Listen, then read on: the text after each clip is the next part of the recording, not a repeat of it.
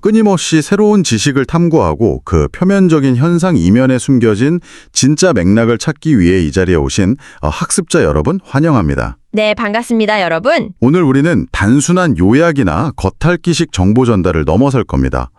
여러분이 일상에서 아하 하고 무릎을 칠 수 있는 깊이 있는 통찰을 향해 나아갈 텐데요.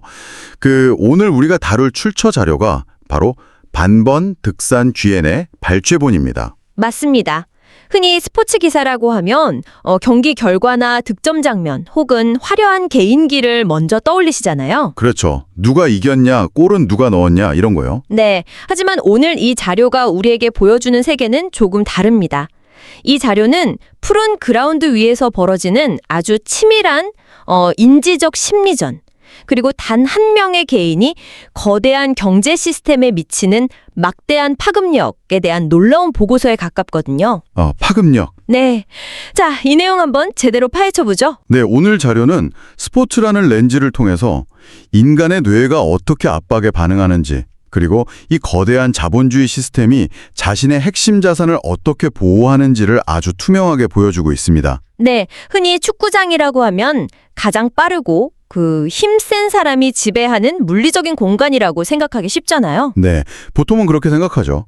하지만 오늘 분석을 따라가다 보면 사실 그곳은 보이지 않는 심리적 지배와 천문학적인 자본의 논리가 작동하는 거대한 체스판이라는 걸 알게 되실 겁니다. 맞아요. 체스판. 그래서 오늘 가장 먼저 가볼 곳은 로스앤젤레스 중심부에 위치한 비모 스타디움입니다. 6만 명의 관중이 들어찬 엄청난 열기의 현장인데요. 네, 그날 열기가 정말 대단했죠. 네, 이날 LFC의 중심에는 손흥민 선수가 있었고 그를 전담 마크해야 했던 선수는 FC 댈러스의 수비수 우로기대였습니다.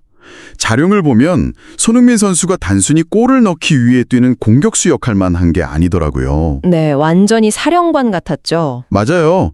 동료인 드니 부안가에게 손짓으로 위치를 지시하고 전체 중원의 흐름을 조율하고 심지어 팀이 역습당할 위기에 처하니까 최전방에서부터 전력 질주로 수비에 가담하는 모습까지 보입니다. 하지만 진짜 흥미로운 이야기는 카메라 밖에서 시작되죠. 선수들이 직접 느끼는 체감운도 말씀이시죠? 네, 우로기대 선수가 경기 직후 믹스트존에서 한 인터뷰 내용이 아주 인상적이었습니다. 참고로 믹스트존은 경기가 끝난 직후 선수들이 라커룸으로 들어가기 전에 기자들과 짧게 인터뷰를 하는 공동 취재 구역을 말하잖아요. 네, 맞습니다. 거기서 우로기대가 육체적인 필요가 아니라 엄청난 심리적 공포를 호소했단 말이죠. 그렇습니다. 우로기대는 자신이 90분 동안 단순히 공을 쫓은 게 아니라 거대한 맹수를 마주한 사슴처럼 느껴졌다고 고백했습니다. 여기서 우리가 주목해야 할 건 이게 단순한 두려움이나 위축이 아니라는 점이에요. 단순한 두려움이 아니다. 네, 신경과학적 관점에서 보면 우로기대는 극심한 인지적 과부하 상태에 빠져 있었던 겁니다. 인지적 과부하요? 그러니까 물리적으로 체력이 떨어진 게 아니라 뇌가 지쳐버렸다는 뜻인가요? 정확합니다. 우리 뇌는 예측 가능한 상황에서는 에너지를 적게 씁니다. 하지만 언제 터질지 모르는 예측 불가능한 위협 앞에서는 모든 감각을 곤두세우느라 엄청난 양의 인지적 에너지를 소모하거든요. 아, 뇌 에너지를 다 써버리는 거군요. 네, 자료에 묘사된 디테일을 보면 손흥민 선수는 아무런 말도 특별한 표정도 짓지 않습니다. 그런데 눈빛만으로 상대의 중심 이동을 읽어내고 아주 가볍게 어깨를 스치고 지나가는 식의 미세한 접촉을 만듭니다. 눈빛만으로요? 수비수 입장에서는 공이 없을 때조차 상대가 왼쪽으로 한 걸음 움직이면 본능적으로 뒤로 몇 미터씩 물러나게 되는 거죠. 그래서 우로키대가 자신을 투명한 끈에 묶인 인형 같았다고 표현한 거군요. 언제 다가가고 언제 물러날지가 완전히 상대방의 발걸음에 통제당하고 있었으니까요. 네, 바로 그 지점입니다. 상대방에게 계속해서 처리해야 할 새로운 변수와 정보량을 던져주는 거예요. 신체적인 속도 경쟁을 하기도 전에 뇌가 먼저 지쳐서 올바른 판단을 내릴 수 없는 상태로 만들어버리는 고도의 심리적 해킹 과정인 거죠. 심리적 해킹이라 정말 딱 맞는 표현이네요. 그리고 이 심리전이 정점에 달한 어떻게 보면 가장 드라마틱한 순간이 자료에 등장합니다. 그 속삭임 장면 말씀이시죠? 네, 경기의 긴장감이 극에 달해서 모두가 거친 숨을 내쉬고 있을 때 손흥민 선수가 전력 질주를 하기 직전에 우로키대의 귀에 대고 아주 낮게 이제 시작이야 라고 속삭였다고 하죠? 네. 그런데 제가 여기서 진짜 놀랐던 건 그 직후의 행동이었어요. 여기서 정말 흥미로운 대목이 나옵니다. 속삭임 직후에 어떻게 했죠? 안 뛰었잖아요. 바로 달려나갈 줄 알았는데 오히려 제자리에 멈춰서서 정적을 만들어버렸단 말이죠. 맞습니다. 우로케데 입장에서는 귓가에 경고등이 울렸으니까 온몸의 근육을 수축시키고 방어할 준비를 했을 텐데 상대가 안 오니까 오히려 몸이 얼어붙어 버린 상황이 묘사되어 있습니다. 바로 그 타이밍의 지연이 핵심입니다. 만약 속삭이자마자 바로 달려나갔다면 수비수는 본능적으로 반응했을 겁니다. 하지만 멈춰버리면 어떻게 될까요? 계속 긴장해야 하잖아요. 그렇죠. 우리 뇌는 극도의 긴장 상태를 계속 유지해야 하는데 이건 마치 언제 터질지 모르는 시한폭탄을 들고 있는 것처럼 에너지를 급속도로 고갈시킵니다. 차라리 폭발해버리면 대응을 할 텐데 그 짧은 정적이 수비수에게는 끝없는 시간처럼 느껴지는 거죠. 와, 뇌가 먼저 타버리는 거네요. 네. 결국 손흥민 선수가 마침내 움직였을 때 우르기대는 이미 판단력이 흐려지는 인지적 공백 상태에 빠져 아무런 대응조차 할 수 없었습니다. 물리적인 스피드가 아니라 멘탈이 먼저 무너진 완벽한 지배를 보여주는 사례입니다. 학습자 여러분, 혹시 여러분의 일터나 협상 테이블에서 이런 식의 통의제력을 겪어보시거나 발휘해 보신 적 있으신가요? 단순히 일을 잘하는 걸 넘어서 상대방의 인지흐름 자체를 지연시키고 압도하는 이 능력은 정말 시사하는 바가 큽니다. 일상에서도 충분히 적용해 볼 수 있는 부분이죠. 자, 그런데 이 아름답고도 서늘한 인지적 지배의 그라운드에서 조금 시선을 돌려보겠습니다. 완전히 다른 환경, 그리고 완전히 다른 관점의 이야기가 이어지거든요. 네, 무대가 휴스턴으로 바뀌죠. 3월 1일 텍사스 휴스턴에 위치한 쉘 에너지 스타디움입니다. 섭씨 35도를 넘는 폭염에 6만 명의 홈 관중이 엄청난 야유를 퍼붓는 극도로 족대적인 환경이었죠. 듣기만 해도 숨이 막히네요. 네, 여기서 후반 32분 휴스턴의 아구스틴 부사트 선수가 손흥민 선수의 종아리를 향해 아주 위험한 태클을 시도하고 즉각 퇴장을 당합니다. 그런데 이 선수가 고의로 그라운드에서 천천히 나가며 시간을 끕니다. 이어서 추가 시간에는 안토니오 카를로스 선수가 비신사적인 행동으로 또 퇴장을 당하죠. 연달아 퇴장이 나왔어요. 손흥민 선수의 하얀 스타킹에는 태클 흔적이 선명했고 LAFC 감독은 벤치를 박차고 나와서 맹렬하게 항의하는 아수라장이 펼쳐집니다. 네, 감독 입장에서는 화가 날 수밖에 없는 상황이었습니다. 보통 이런 거친 파울이 나오면 리그 사무국에서 몇백만 원 수준의 벌금을 물리고 경고하는 선에서 끝나는 게 일반적인데요. 여기서 정말 흥미로워지는 대목이 등장합니다. 3월 4일 메이저리그 사커, 즉 MLS 사무국이 발표한 징계 내용이 평소 수준을 아득히 뛰어넘었습니다. 네, 그 징계 규모가 정말 화제였죠. 두 선수에게 부과된 벌금이 각각 약 1억 원, 총합 2억 원에 달했거든요. 축구 역사상 전례를 찾기 힘든 역대급 징계였습니다. 대체 MLS는 왜 이렇게 이례적인 절퇴를 가한 걸까요? 이걸 좀 더 큰 그림과 연결해 본다면 그 이유가 명확해집니다. 이 1억 원이라는 벌금표 뒤에는 스포츠맨십을 넘어서는 차가운 자본주의 시장의 논리가 자리 잡고 있거든요. 자본주의 시장의 논리요? 네. 자료에 인용된 월스트리트의 분석을 보면요. 손흥민 선수가 만약 부상으로 단 한 경기라도 결장할 경우 LA 지역 경제의 소비 위축, 전 세계 중계권 수익 하락, 유니폼 및 머천다이즈 판매 감소 등을 종합할 때 네. 하루 최소 500억 원의 경제적 손실이 발생한다고 추산했습니다. 와, 잠깐만요. 하루에 500억 원이요? 네, 하루에 500억입니다. 그러니까 선수를 향한 거친 태클이 단순한 반칙이 아니라 하루 500억 원짜리 수익 모델에 대한 물리적인 공격으로 해석됐다는 뜻인가요? 정확합니다. 그리고 여기서 구조적인 이해가 조금 필요한데요. 청취자 여러분도 아시다시피 보통 유럽의 축구 리그들은 각 구단이 독립적인 기업으로 운영됩니다. 선수의 계약도 구단과 맺죠. 그렇죠. 구단이 사장님인 셈이니까요. 그런데 미국 MLS는 좀 다릅니다. 이들은 이른바 싱글 엔터티 구조를 가지고 있어요. 즉, 리그 전체가 하나의 거대한 주식회사처럼 움직이고 선수들의 계약도 개별 구단이 아니라 리그 사무국과 직접 맺는 형태입니다. 아, 그러니까 손흥민 선수라는 엄청난 가치를 지닌 자산의 진짜 주인은 개별 구단인 LAFC를 넘어서 MLS라는 리그 자체인 거네요. 와, 리그 자체가 주인이군요. 맞습니다. 그러니까 휴스턴 선수들의 거친 플레이는 단순히 상대팀 에이스의 발목을 걷어찬 게 아닙니다. MLS라는 거대한 기업의 가장 핵심적인 기업 자산을 훼손할 뻔한 중대한 리스크였던 거죠. 그렇게 보니까 스케일이 확 달라지네요. 마치 글로벌 IT 기업의 메인 서버에 누군가 물리적인 타격을 가하려고 한 것과 같은 비상 상황입니다.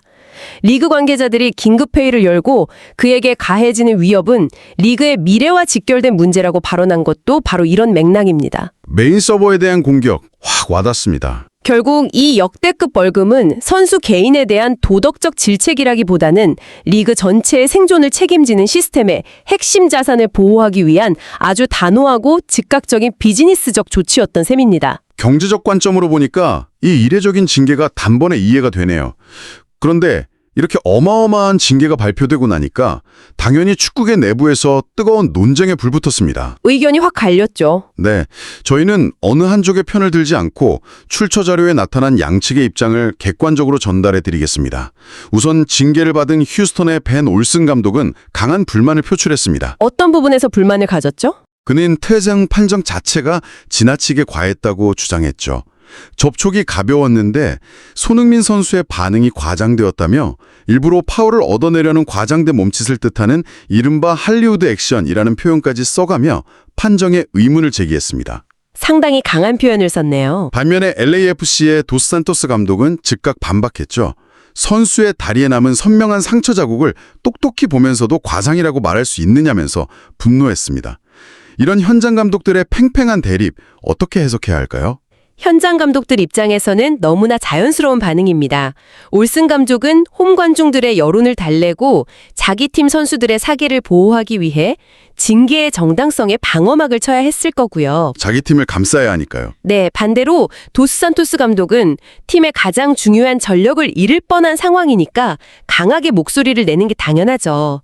그런데 흥미로운 건 이 논란이 이 두 사람 사이에서 끝나지 않고 전 세계적인 축구 레전드들이 참전하면서 판이 훨씬 커졌다는 겁니다. 네, 자료에 보면 티에리 앙리와 지네든 지단 같은 전설적인 인물들의 발언이 나오죠. 정말 무게감 있는 인물들 아닙니까? 맞아요. 앙리는 아주 단호하게 말합니다. 매 경기 저렇게 성실하게 뛰는 선수에게 할리우드 액션이라는 단어를 쓰는 것 자체가 엄청난 모욕이다. 성실함을 모욕했다는 거군요. 네. 그리고 지단 역시 창의적인 선수를 보호하는 것은 리그 전체의 책임이자 의무다. 이번 1억 원의 벌금은 완전히 정당하며 오히려 더 강력한 규제가 필요하다고 목소리를 높였습니다. 축구계의 최고 권위자들이 리그의 경제적 보호 조치에 스포츠맨십이라는 명분까지 더해준 셈이죠. 이 지점에서 아주 중요한 질문이 하나 떠오르는데요. 정작 이 거대한 논란과 500억 원이라는 경제적 가치의 중심에 서 있던 당사자 손흥민 선수는 이 상황에 어떻게 대처했을까요? 자료를 읽으면서 저도 그 부분에서 좀 감탄했습니다. 극심한 징계 논란이 오가고 상대 감독의 공개적인 비난이 쏟아지는 와중에도 정작 본인은 믿을 수 없을 만큼 덤덤했거든요. 덤덤했다고요? 네. 내부 관계자에 따르면 그는 징계 소식을 듣고도 축구는 원래 몸이 부딪히는 거친 경기다. 크게 신경 쓰지 않는다며 대수롭지 않게 넘겼다고 합니다. 정말 대인배적인 면모네요. 심지어 자신에게 태클을 했던 선수들이 이번 일을 계기로 더 성숙하게 경기를 풀어가길 바란다는 입장까지 밝혔죠. 그 살벌한 압박과 견제 속에서도 그는 묵묵히 어시스트를 기록하며 팀을 승리로 이끌었습니다. 우리가 배울 수 있는 진정한 인류의 품격이 바로 여기에 있습니다. 우리 뇌는 외부에서 부당한 공격을 받거나 강한 자극이 오면 본능적으로 감정적인 반응을 보이기 쉽습니다. 방어 기제가 작동하니까요. 화를 내거나 억울해하는 게 일반적이죠. 하지만 손흥민 선수는 철저하게 자신이 통제할 수 있는 것, 즉 그라운드 위에서의 자신의 퍼포먼스에만 에너지를 집중했습니다. 외부의 소음에 인지적 에너지를 낭비하지 않는 완벽한 평정심을 유지한 거죠. 첫 번째 이야기랑 연결이 되네요. 맞습니다. 첫 번째 부분에서 상대방의 인지 능력을 흔들어 놓던 선수가 정작 본인은 어떤 외부의 흔들림에도 자신의 인지적 통제력을 잃지 않는다는 게 참 아이러니하면서도 대단하지 않습니까? 재미있는 건 당사자는 이토록 의연한데 정작 리그 사무국은 그를 잃을까봐 특별 경호팀 가동까지 검토했다는 사실이죠. 그야말로 500억 원짜리 자본주의 생태계 위를 걷는 초월자의 모습 같네요. 학습자 여러분도 각자의 삶이나 비즈니스 현장에서 치열한 경쟁 혹은 억울한 오해를 마주하실 때가 있을 겁니다. 누구나 그런 순간이 오죠. 이때 모든 외부의 자극에 반응하기보다 자신이 당장 통제할 수 있는 본질에 집중하는 이 태도는 꼭 한번 적용해 볼 만한 통찰이 아닌가 싶습니다. 자, 그럼 이 모든 게 대체 우리에게 어떤 의미가 있을까요? 오늘 이야기를 잘 종합해봐야겠네요. 네, 오늘 우리는 하나의 출처 자료를 통해 두 가지 굵직한 심층 분석을 해보았습니다. 첫 번째는 상대방의 뇌에 과부하를 일으켜 인지 능력을 마비시키는 그라운드 위의 정교한 심리 통제력이었습니다. 신체적 능력을 뛰어넘는 보이지 않는 지배력의 원리를 살펴봤고요. 네. 두 번째는 그 개인이 가진 가치가 너무 커졌을 때 시스템이 어떻게 하루 500억 원의 손실을 막기 위해 전례 없는 벌금과 보호 조치라는 경제적 방어벽을 치는지를 보았습니다. 아주 완벽한 요약이네요. 지식의 최전선에서 뛰고 계신 여러분도 여러분의 조직 내에서 이런 눈에 보이지 않는 심리적 통제력을 어떻게 활용할 것인지, 그리고 스스로의 경제적 가치를 어떻게 시스템의 핵심 자산으로 포지셔닝할 것인지 생각해 볼 수 있는 힌트가 되었기를 바랍니다. 오늘 자료의 맥락을 우리 사회 구조로 좀 더 확장해 본다면 청취자 여러분께 마지막으로 이런 도발적인 질문을 하나 던져보고 싶습니다. 만약 단 한 명의 개인이 만들어내는 가치가 너무나 거대해져서 리그 전체의 규정과 경제 정책마저 오직 그 한 사람을 보호하기 위해 재편되어야 한다면 우리는 과연 이걸 여전히 전통적인 의미의 팀 스포츠라고 부를 수 있을까요? 팀 스포츠가 맞는지에 대한 근본적인 의문이네요. 아니면 11명이 뛰는 그라운드 위에 사실은 걸어다니는 거대한 경제 생태계 그 자체가 홀로 뛰고 있다고 봐야 할까요? 그리고 여러분이 속한 조직에서는 지금 누가 혹은 어떤 팀이 이런 보이지 않는 거대한 생태계를 만들어내고 있습니까? 와, 팀 스포츠의 본질 자체를 다시 생각해보게 만드는 묵직한 질문이네요. 여러분이 속한 조직을 움직이는 생태계는 과연 누구인지, 혹은 여러분 스스로가 그런 대체 불가능한 자산이 될 수 있을지 한 번쯤 깊게 고민해 보시는 시간이 되었으면 좋겠습니다. 꼭 한 건 각자의 상황에 대입해 보시길 바랍니다. 배움에 대한 여러분의 식지 않은 열정을 늘 응원합니다. 다음 시간에도 표면적인 현상 뒤에 숨겨진 흥미롭고 깊이 있는 통찰을 들고 찾아오겠습니다. 오늘 심층 분석에 함께해 주셔서 감사합니다. 계속해서 호기심을 갖고 탐구하세요.